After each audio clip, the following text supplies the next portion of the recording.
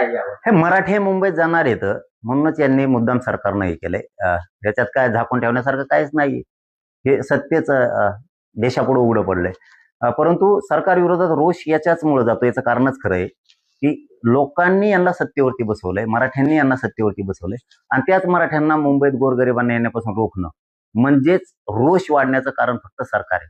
म्हणजे कायदा हातात आम्ही देतोय, तुमच्या सत्ता आम्ही तुमच्या हातात देतोय आणि तुम्ही त्याचा गैरवापर करताय. अरे लोक तुम्हाला निवडून याच्यासाठी देतात की कसल्याही परिस्थितीत आपण जर मुंबईला कुठे गेलो तर आपले माणसं, आपलं सरकार बसले तिथं, आपले फडणवीस, आपले शिंदे, आपले दादा बसलेत तिथं, म्हणून लोक जातात.